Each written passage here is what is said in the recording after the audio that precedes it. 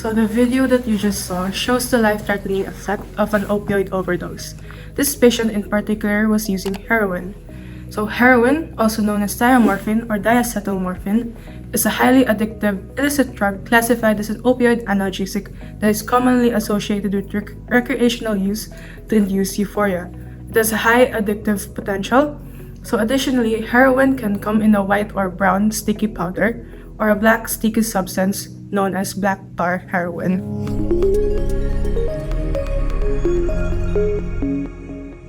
Once injected, inhaled, or snorted, heroin quickly crosses the blood-brain barrier where it is converted into morphine and binds to mu-opioid receptors. So this triggers a surge of dopamine reinforcing the brain's reward system and creating a cycle of dependence.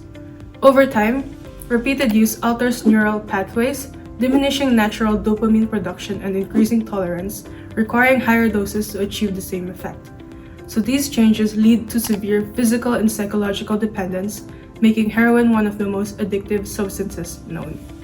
Its mechanism of action, heroin binds to specific receptors called mu-opioid receptors that activate a response in the brain. Our bodies naturally produce chemicals known as neurotransmitters, which attach to receptors throughout the brain and body to regulate pain, hormone release, and feelings of well-being. So when heroin binds to mu-opioid receptor, it activates the brain's reward center, stimulating the release of dopamine, which is a neurotransmitter that produces feelings of pleasure and satisfaction. Here's a picture that shows how opioids can change the way the brain works. On the left side, which is the normal brain, our brain naturally makes endorphins, which are the blue circles. They bind to opioid receptors and release dopamine. This process happens in a balanced way, keeping the brain's reward system working normally. However, on the right side, which is the brain on opioids, when a person takes opioids, the opioids molecules, which are the red circles, take over and attach to the same receptors. This causes excessive dopamine release, creating extreme feelings of pleasure and euphoria. Over time, the brain gets used to this and may need more opioids to feel the same effect, leading to addiction and overdose. Opioid use acts on different parts of the brain and nervous system, producing various effects such as affecting the brainstem, causing changes in neurochemical activity responsible for controlling automatic body functions like breathing and heart rate. As a result, the patient presents with respiratory depression and decreased heart rate. Second is it alters activity in the limbic system, which controls emotions. Thus, the patient experiences an increased feeling of pleasure. Third, it blocks pain messages transmitted through the spinal cord of the body. Now let's talk about the patient presentation. Opioid overdose suppresses the body's drive to breathe, significantly reducing respiratory rate. This leads to low blood oxygen levels, also known as hypoxemia, which in turn causes inadequate oxygen supply to the brain and diminished consciousness. If prolonged, cerebral hypoxia can result in irreversible brain damage or death, either due to respiratory failure, abnormal heart rhythms, or cardiac arrest. For history taking, patients who overdose on opioids are often unresponsive or lethargic, making it necessary to gather history from family or bystanders. The scene may contain evidence such as empty pill bottles, needles, or drug paraphernalia. Key details to obtain include the type and amount of drug use, the method of consumption, and the time of ingestion. Physical examination of opioid overdose is commonly associated with reduced consciousness, respiratory depression, and central nervous system impairment. One characteristic sign is pinpoint pupils or meiosis, but this may not always be present. Other findings include euphoria, drowsiness, confusion, needle marks, seizures, and conjunctival injections. Clinicians should also consider other potential causes of CNS and respiratory depression in their assessment. Third is skin evaluation. Intravenous opioid use may leave needle track marks on the extremities, while subcutaneous injection can also occur with substances like heroin and morphine. Inhalation of opium or fentanyl patches may leave skin markings. Many opioids trigger histamine release, leading to itching, skin redness, and hives. Fourth is the pulmonary assessment. Severe opioid toxicity can result in respiratory distress, which may sometimes be accompanied by dilated pupils rather than meiosis. Shallow breathing, slowed respiratory rate of 4 to 6 breaths per minute, and hypoxia are common findings. Additionally, opioid-induced bronchoconstriction may cause wheezing, shortness of breath, and frothy sputum production. Fifth is the cardiovascular examination. Opioids often cause peripheral vasodilation, leading to mild to severe low blood pressure. This may improve with fluid administration or positional changes.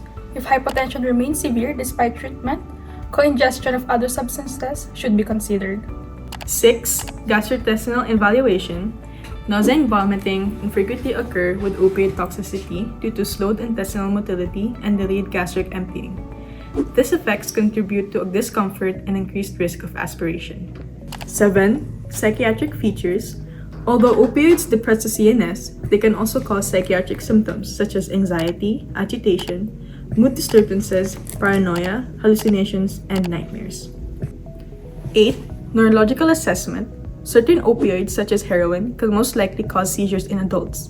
In rare cases, opioid overdose, particularly when combined with alcohol, can result in temporary hearing loss, which is usually reversible. First is ABC assessment and support. So assessing and supporting a patient's airway, breathing, and circulation is essential to maintaining CNS function and ensuring patient stability.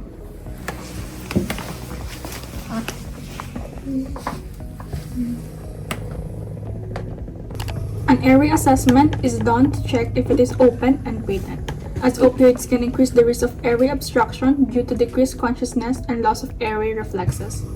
If there are any signs of compromise, immediate intervention such as airway maneuvers, adjuncts, or advanced airway may be necessary. For breathing assessment, it is done to ensure that the patient is getting enough oxygen and is properly ventilated, as it can lead to slow, shallow, or even absent breathing. This involves assessing the respiratory rate, depth, and effort. If breathing is compromised, interventions such as oxygen supplementation, PPV, or advanced management may be required for support. Next is a circulation assessment, which is performed to evaluate how well blood is being delivered to vital organs, as impaired circulation can cause vasodilation, leading to hypotension and bradycardia. This involves checking the heart rate, skin condition, and signs of poor perfusion or shock. Next is providing oxygen or positive pressure ventilation. When an individual overdoses on opioids, their breathing slows significantly due to respiratory depression, making it harder to get enough oxygen.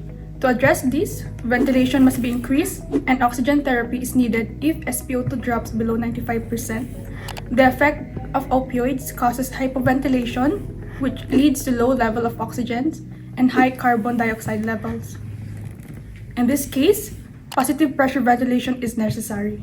It delivers oxygen directly into the lungs, overcoming the suppressed respiratory drive caused by opioids. This supports proper gas exchange, preventing hypoxia, and ensuring oxygen reaches vital organs. At the same time, PPV removes excess carbon dioxide, correcting respiratory acidosis and restoring normal blood pH.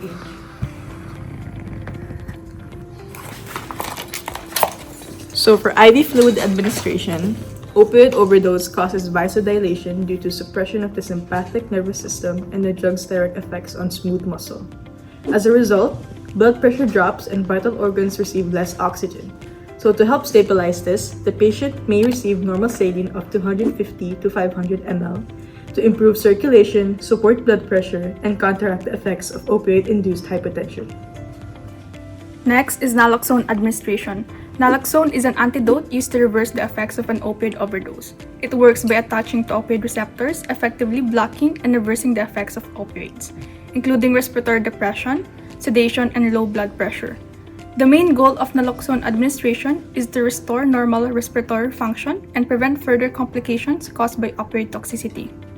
The CPG recommended dose is 2 mg intranasally or 0.4 to 2 mg via intravenous, intraosseous, or intramuscular routes. However, it is important to titrate the dose carefully to achieve the desired effect without causing abrupt withdrawal, which may cause the patient to wake up agitated or even combative. For this reason, naloxone should be given with caution, ensuring that the patient's breathing improves while minimizing distress and potential safety risk. The opioid overdose treatment algorithm begins with assessing the patient's level of consciousness. If the patient is not unconscious, check for verbal and painful stimuli. If the patient is responsive, establish rapport and introduce yourself. Use verbal de-escalation if needed. Perform rapid head-to-toe and don't forget to check for any needle marks. Perform history taking. If indicated, provide supportive care, connect vital signs, and give oxygenation if the patient's SpO2 is below 95%. If the airway is not patent, manage the airway. Perform manual maneuver or insert OPA or NPA. Then, connect the vital signs. After connecting the vital signs, check if the patient is breathing normally. If the patient is breathing normally, prevent deterioration. Monitor the patient continuously, consider IV access and naloxone administration. Then, transport priority 2 to the nearest hospital. If the patient is not breathing properly, check pulse for less than 10 seconds. If there's a pulse, provide oxygenation and provide positive pressure ventilation. Administer IV access and IV fluids. For adult, give 250 to 500 ml. For pediatrics, give 10 ml per kg and repeat if required. Administer naloxone 2 mg IN or 0.4 to 2 mg IV, IO, or IM. If there is no pulse, start CPR. Insert advanced airway, attach pads, treat reversible causes, provide continuous oxygenation and PPV. Administer naloxone as indicated in the CPG. Then, transport priority 1 to the nearest hospital. Heroin, also known as diamorphine, is a potent opioid medication that can be used for both medical and recreational purposes. While it can effectively manage pain, potential misuse of the drug, such as overdose, poses significant risk to individuals. This can lead to complications like severe respiratory depression or even death. Early recognitions and interventions, including supportive ventilations and naloxone administration, are crucial in opioid overdose cases. You must know the common signs and symptoms of opioid overdose, such as respiratory depression, lethargy, needle marks, and meiosis. If these symptoms are not treated as soon as possible, it could later lead to cardiac arrest. As paramedics, we play a significant role in rapidly responding to cases like this. We must utilize our abilities as first responders to identify and treat opioid overdoses. Our actions make a huge difference in the lives of those who are in need. Be vigilant, be informed, and be prepared. Let's all mitigate the harmful effects of opioid overdose.